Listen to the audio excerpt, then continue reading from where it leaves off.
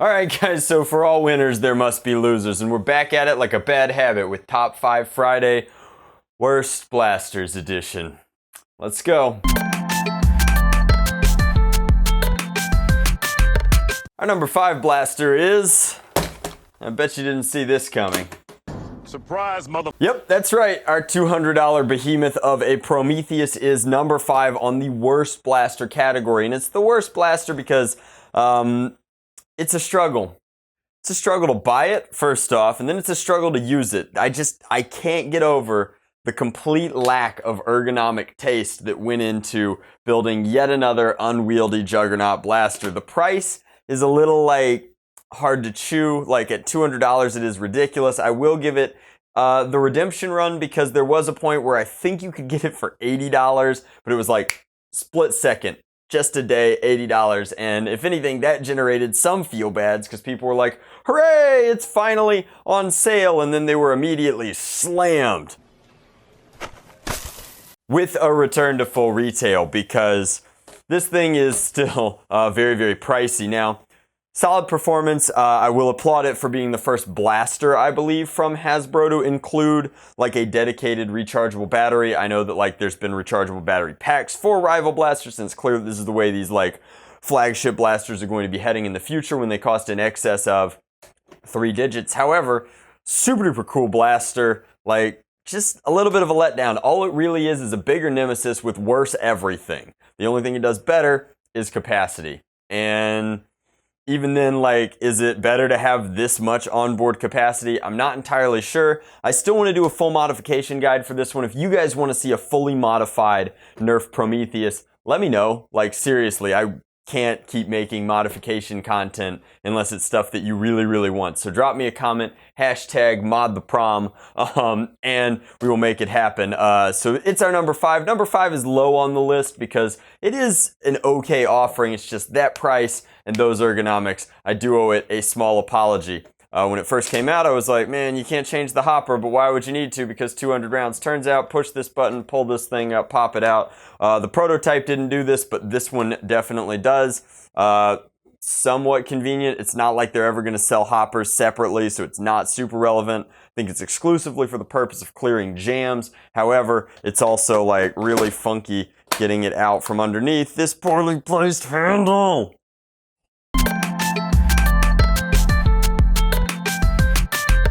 Did you guys hear that?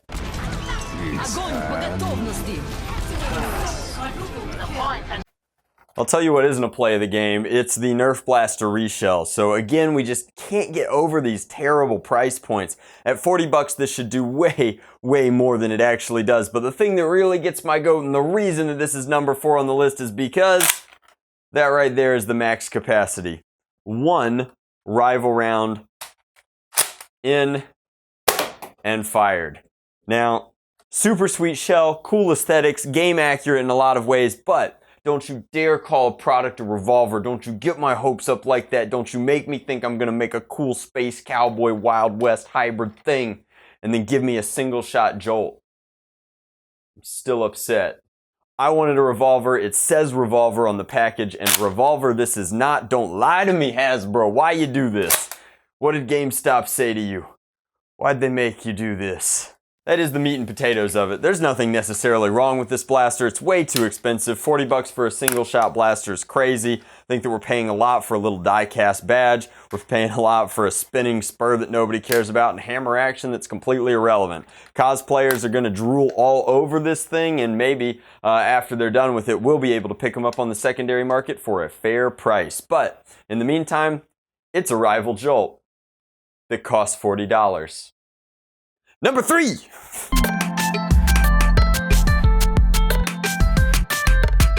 Coming in at number 3 is a blaster that just wasn't for me. Here we have the Rev Reaper, and it's weird. Now, I do applaud the innovation, like trying something new, adding a sound element, and it's well designed, like it's very Zombie Strike all over, but can't stand this funky top-loading magazine. Like that, for the first thing, is just like, what a weird ergonomic choice to block your line of sight completely unnecessarily. hate that this doesn't have a lock, so no matter what you're doing, your jam door is just flopping in the wind. That seems to be a poor design choice. And honestly, like, while I'm a big fan of handguards, I'm also a big fan of triggers. And the complete lack of a trigger in a Hasbro blaster, just a humongous step backwards. Now, is the manual prime cool? Sure it is. Does it also lead to some weird performance jams and all sorts of stuff? Also that. I like that you can see inside this Zombie Strike blaster. I think that it definitely has some merits. However, like, top-loading, non-ergonomic, funky, fresh magazine tech combined with, like, inconsistent shooting, not only in your ability to shoulder this or zero in-strike compatibility, which is my #1 complaint for a lot of blasters in 2018, but also, like, very inconsistent in terms of, like, how's it gonna fire darts? Just a little weird. Now, again, totally personal preference. A lot of people are like, I kind of like how it's funky fresh and it's manually operated, and obviously there are no batteries, but it's still a flywheel blaster and it makes a cool noise. Your mileage may vary. I'm not a big fan of the Rev Reaper, and I doubt it'll be around for a ton of time. I think that we'll be getting far more palatable Zombie Strike offerings in 2019. Let's move on to number 2. It's been a while since we've had like a next level awesome Mega Blaster. The Tri-Break is pretty cool and funky fresh and very affordable. This is none of those things. This is a bolt action. It's like the worst of so many things. It's like Hasbro was like, you know what people love? They love the clip from the Battle Scout. They love the deploy's weird expanding parts, and they love monstrous oversized bolt action. And then they slapped it all into one blaster that nobody loves. So this is the Thunderhawk, suffering from erector dysfunction. It is supposedly the longest Nerf blaster of all time, but really falls limp on a lot of its claims. Now, the weird harmonica style clip here is just... can't stand it. It also shipped with the new AccuStrike Mega Darts, and it was clear how popular they were by how many reloads and how easily available they are to us outside of this blaster, which of course ships with only enough to load it once. Now, performance is less than your standard Centurion, which means that Mega isn't getting better, it's taking steps backwards. I personally think that the Centurion is a better looking blaster. It doesn't have all this funky nonsense on it, and even though its weird bolt action is like a super long stroke, at least it has normal sized bolts and leaves it with a very sniper-esque profile. Cosplayers would agree. This thing is funky in all the wrong places. The bipod is cheaper than I think any one we've had before and gives us no real advantages. It's like this very sharp edge no matter how you hold it here, and then it's not removable. So like, if you don't want a bipod, too bad. Again, never thought I'd say this, but thank goodness for the Centurion so that we have an actual Mega Sniper. And then as a fun bonus feature, sometimes when you're shouldering this thing, it'll snap out on you anyway. Like, that's just because the locking mechanism for it is a little light for how heavy, how much extra plastic there is. Now, I understand that Hasbro was trying to ship a super long gimmick blaster in a box that was short enough that they could get it from overseas to over here. However, like, there had to be a better way to do this, a more solid, permanent option that didn't just lead to this super gimmicky, like, you slide it out and then there's a huge hole in the side sort of thing. But I don't like this at all. I don't like these features, which is why I mentioned it. I can't quite remember, but I'm pretty sure that this is not removable once you've installed the magazine, and that in and of itself is a bother. It means that your reloads are going to be funky. Like, this is a tactical-esque blaster that maybe was designed with adults in mind, but if you were pitching this to children, it's A, too big for them, and B, like, too expensive and unwieldy. But if you were pitching it to adults, it has none of the features that older Nerf enthusiasts like. You know, like performance or ease of use.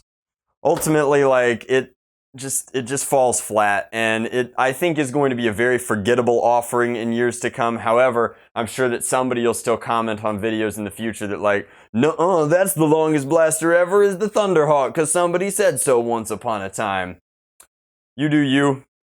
I'm still waiting for it to have paint on the other side. One of the coolest things about the Mega line is how cool that dichotomy is between the white and black and red. Just really pops, and then you strip it all off of one side.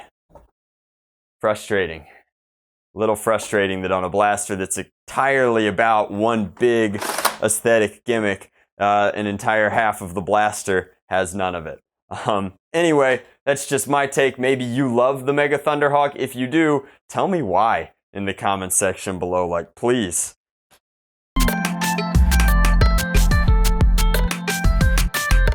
Our number one most lackluster blaster on the list is kind of, again, same as 2017, not only a group, but also an entire line. Comes in at Nerf Nitro for me. I try all the time to get excited about Nerf Nitro. I try to get excited about like the homemade scene, like maybe finding a way to shoot the cars faster, but ultimately, I just don't know why they're Nerf branded. It's not really a Nerf, like, is it the Great Design Challenge thing where we're trying to blend two things into one? Like, it's not really a blaster. It's more of a Hot Wheels-esque kind of, like, build your own track set sort of thing. And I understand that Hot Wheels is Mattel and it's a direct competitor to Hot Wheels and you need something to set it apart. And so why not slap some Nerf goodness on it for marketing's sake? But I don't know how well this performs at market. All I can tell you is that it does not perform well in the hobby space. And despite the fact that I've actually sat down with children and tried to play Nerf Nitro before because I do have a complete set, it's just weird. Someday I'll find a use for some of the shells. I've donated a lot of the blasters to charity this year, and I'm trying to like figure out the best use of the cars, like, but the cars aren't even like as cool as Hot Wheels. Like, I want my Corvette Nerf Nitro. I think that would be ultra slick, or like even a VW Bug Nerf Nitro that I could mod up like Bumblebee would be cool, but I'm still trying to get into it. I don't know how you have the Transformers property and you're trying to launch a line of foam cars and you haven't blended those two. That seems like a much better fit for me, but the Nerf Nitro line is just not doing it for me. I recognize I'm as far away from its targeted age demographic as it possibly could be, but I'm also the biggest Nerf fan like in the world. I will try anything if it's got this logo on it. I even use Nerf shampoo. Don't believe me? So that is the list. I know that a lot of people are going to disagree. I know that a lot of people are going to be mad that I copped out and named Nerf Nitro Worst Blaster of 2018 after naming it Worst Blaster of 2017. That said, it's not in my wheelhouse, but it's also not on my radar. Like, it's weird that they keep making them. I think that it would be cool to move on to a slightly different thing. Like, I'll take it all back if they ever go Fast and the Furious style with these. Like, if we're ever jumping nuclear submarines with Humvee Nerf Nitro, I am back. I am 100% on board. However, like, I wanted to kind of drive the point home this year, and it's really tough picking a blaster to be like the worst of the year. And I feel like Nerf Nitro in some ways is just like a really safe scapegoat for that because I am so far removed from the target, and despite my best efforts, like, I don't love it. But a lot of people were like, why don't you pick like a Zuru blaster? And the answer is that like the Zuru blasters are supposed to be very affordable and they perform very well. They hit harder than most Nerf blasters and they're less expensive. So yeah, they're a little bit cheap, but they do exactly what they're designed to do.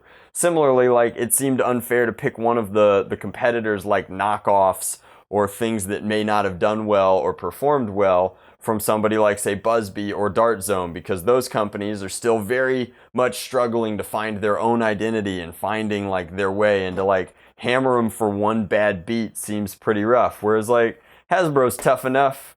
I know they're watching. They won't mind me picking on Nerf Nitro one more year. 2019 is going to be rough though. Maybe make more Nitro blasters. That said, 2018 was an amazing year for Nerf blasters. If you haven't seen it yet, check out my best of list, which is me being super excited about crazy cool stuff, including a lot of stuff that Hasbro did. So thank you guys very much for watching. Again, all personal opinions, so if you disagree, I'm very interested. What were your top 5 worst blasters of 2018? Did you have a particularly bad purchase? Was there a lemon that didn't perform right for you? Got a few more videos planned for 2018 for you guys, and I'm going to be bringing them to you lightning speed. So stay tuned. Hope your holidays were crazy bright, and let's ring in the new year right. Lots of crazy blaster stuff coming to us in Toy Fair in 2019, which is my favorite way to start off the year. And as always, much love. Nerf on. Drac out.